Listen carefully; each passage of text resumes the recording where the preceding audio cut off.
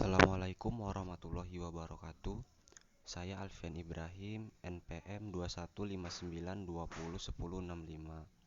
Di sini saya akan mempresentasikan jurnal yang berjudul Masalah Pengiriman Barang Kantor Pos Ketapang. Proposal ini dibuat sebagai salah satu syarat untuk memenuhi tugas mata kuliah metodologi penelitian yang diampu oleh Ibu Husnul Khotimah S.com.MTI pada program studi Sistem dan Teknologi Informasi. Kemudian untuk daftar isi, di sini bab 1 pendahuluan. Yang pertama ada latar belakang, identifikasi masalah, rumusan masalah, batasan masalah, tujuan penelitian, dan manfaat penelitian. Bab 2 kajian pustaka yang berisi penelitian terdahulu, teori dasar, metode pengembangan.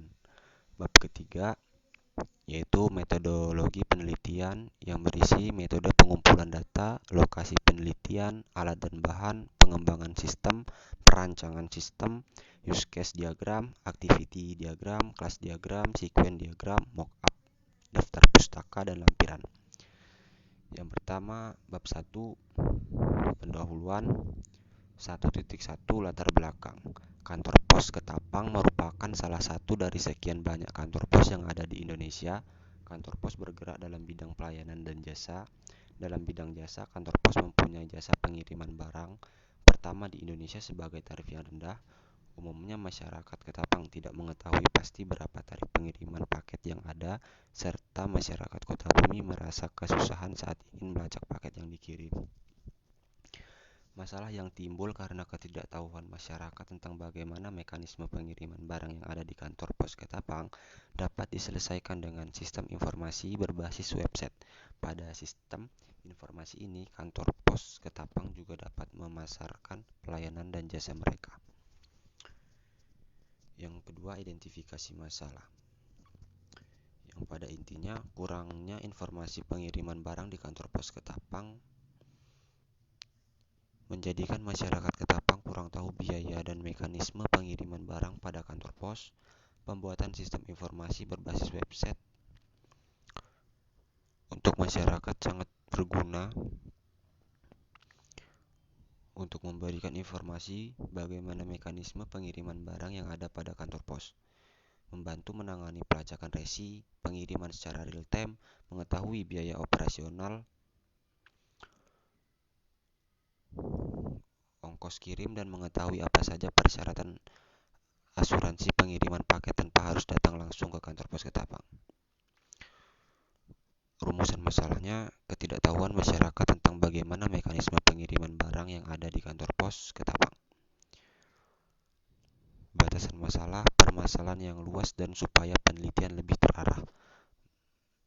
1. Pada sistem informasi ini, kantor pos Ketapang juga dapat memasarkan pelayanan dan jasa mereka. 2. Permasalahan yang dibahas berhubungan dengan penyajian informasi mekanisme paket. Tujuan penelitiannya untuk memperbaiki sistem informasi kantor pos dan memudahkan masyarakat mengetahui tentang bagaimana mekanisme pengiriman barang di kantor pos. Membuat website informasi pengiriman barang menjadi lebih mudah dan eksklusif. Manfaat penelitian. Dengan sistem ini dapat memudahkan masyarakat untuk melakukan pengiriman barang serta memiliki beberapa keuntungan. 1. Dapat melacak resi secara online.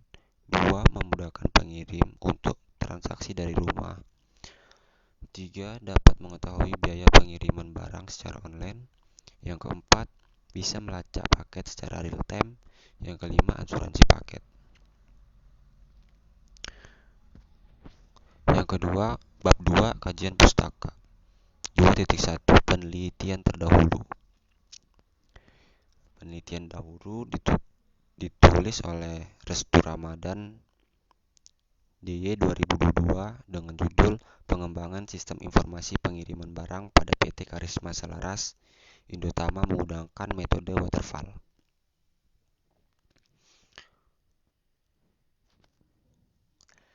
Yang kedua ditulis oleh Fauziah R. dan Arianti 2023 dengan judul Metode Prototipe dalam Pengembangan Website Jasa Pengiriman Barang.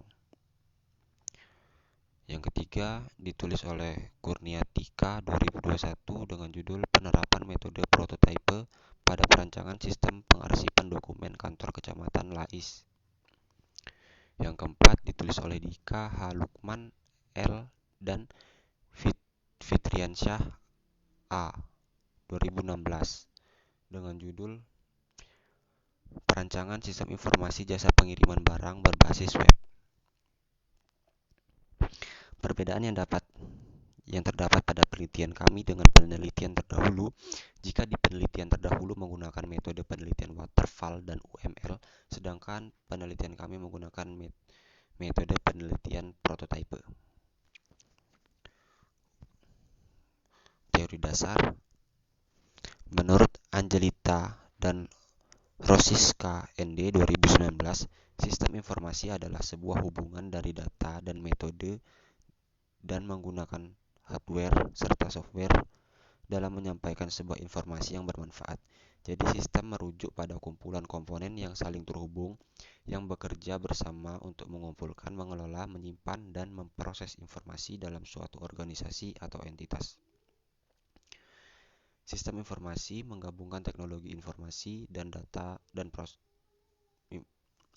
proses bisnis, dan orang-orang yang terlibat untuk menghasilkan informasi yang bernilai bagi pengambilan keputusan, pengelolaan operasional, dan kinerja organisasi. Website menurut website sering disebut juga web, yang diartikan sekelompok halaman web yang dapat diakses secara global dan saling terkait, yang terdiri dari berbagai macam informasi teks, data, gambar, video, dan suara. Jadi website adalah kumpulan halaman-halaman yang terhubung secara elektronik dan dapat diakses melalui internet. Halaman-halaman ini biasanya berisi informasi, teks, gambar, video, dan elemen interaktif lainnya yang ditampilkan dengan format dan tata letak yang konsisten. Website digunakan untuk berbagai tujuan seperti memberikan informasi, menjual produk atau layanan berbagai konten, dan memfasilitasi interaksi antar pengguna. Kemudian pengiriman barang. Menurut Restu Ramadan dan Devi Yunita 2022, pengiriman barang merupakan salah satu kegiatan mendistribusikan barang dan jasa yang sering dilakukan oleh masyarakat Indonesia baik antar daerah maupun antar pulau. Jadi pengiriman barang adalah proses pengangkutan dan pengantaran barang dari suatu lokasi ke lokasi yang lain. Tujuan pengiriman barang dapat bervariasi, termasuk pengiriman barang dagangan kepada pelanggan, pengiriman barang dalam rantai pasokan, pengiriman barang dalam bisnis e-commerce, dan banyak lagi. Kemudian masuk ke bab 3, yaitu metodologi penelitian. 3.1 Metode penelitian. Metode kuantitatif adalah pendekatan penelitian yang digunakan untuk memahami dan menjelaskan fenomena secara dalam dan menyeluruh. Metode ini berfokus pada interaksi, makna, persepsi, dan pengalaman individu atau kelompok dalam konteks sosial tertentu. Tujuan utama dari metode kualitatif adalah untuk memperoleh pemahaman yang mendalam tentang fenomena yang diteliti. Metode pengumpulan data yang penulis gunakan antara lain studi kepustakaan,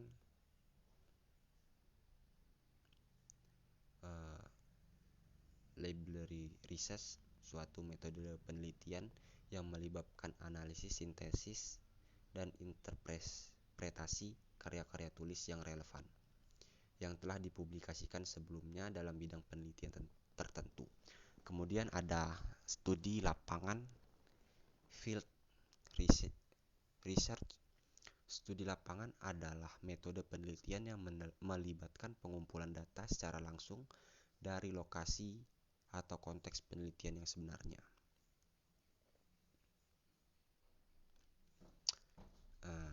Untuk studi lapangan, yang pertama itu ada observasi pada kantor pos Ketapang, dilakukan pada selama 3 jam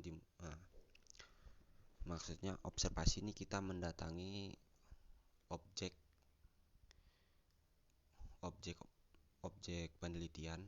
Kita di sini adalah kantor pos Ketapang sebagai objeknya, dan kita pergi ke kantor pos Ketapang untuk melakukan observasi dari mulai pukul 9.00 WIB sampai pukul 12.00 WIB dengan Ibu Eka sebagai kepala kantor pos Ketapang itu untuk mendapatkan gambar yang jelas mengenai pelaksanaan sistem pengiriman barang yang telah ada, serta mencari dan mengumpulkan data yang dibutuhkan langsung dari sumbernya. Kemudian yang kedua, wawancara. Jadi kita melakukan wawancara, suatu proses interaksi dengan kepala kantor pos Ketapang, Ibu Eka waktu itu, sebagai narasumber untuk mendapatkan informasi secara langsung. Wawancara ini dilakukan dengan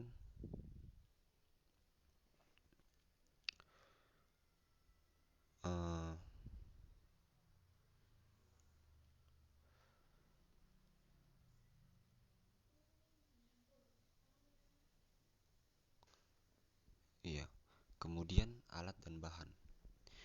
Alat yang bahan itu yang pertama ada software, PHP, XAMPP, Figma, hardware, laptop, dan keyboard.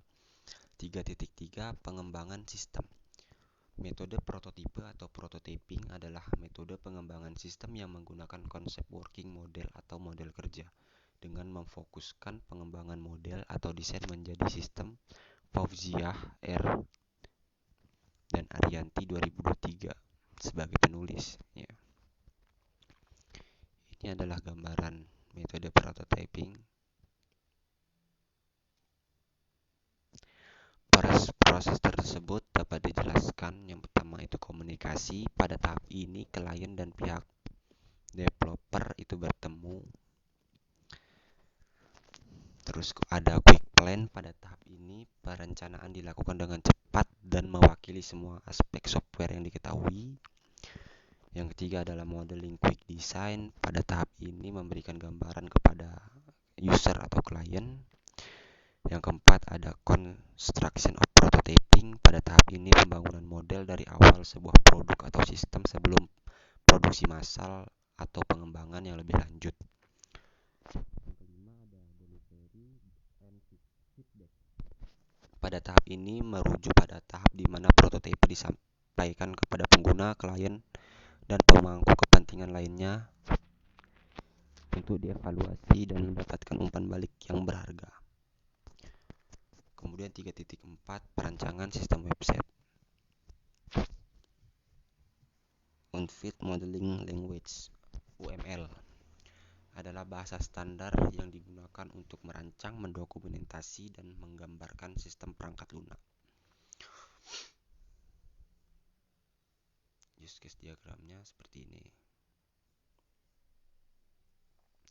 Activity diagramnya itu seperti ini. Class diagramnya seperti ini.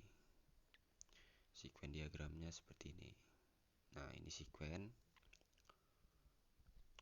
Ini menggambarkan interaksi dalam pengiriman barang. Yang pertama ada pengirim atau masyarakat sekitar. Untuk mengirim itu maka kita harus sudah mempersiapkan paketnya terlebih dahulu. Kemudian pergi ke kantor pos dan mengisi formulir. Setelah itu, setelah tiba di kantor pos, setelah mengisi formulir, kita memilih layanan pengiriman kantor pos. Setelah itu paket kita itu ditimbang. Setelah itu sesuai dengan bobotnya, kemudian kita membayar di loket. Setelah membayar, kita akan mendapatkan resi pengiriman. Setelah itu maka kantor pos itu akan mengirimkan paket ke penerima. Penerima menandatangani bukti pengiriman. maka proses transaksi pun selesai. Jika ada kesalahan barang, kita bisa return ke layanan, ke loket. Ini adalah mockupnya.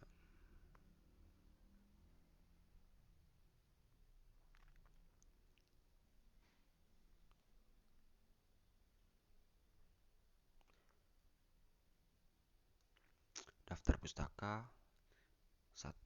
Restu Ramadan 2022. Pengiriman barang berbasis website pada PT Karisma menggunakan metode waterfall. Yang kedua, Fauziah dan Aryati 2023. Metode prototipe dalam pengembangan sistem informasi pengiriman barang berbasis website. Yang ketiga, Kurniawati 2021. Penerapan metode prototipe dalam perancangan sistem pengarsipan. Yang keempat, Dika et al. 2016. Perancangan sistem informasi pengiriman barang berbasis website.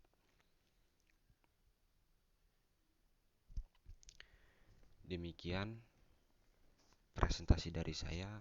Apabila ada kesalahan saya mohon maaf, dan kepada Allah saya mohon ampun.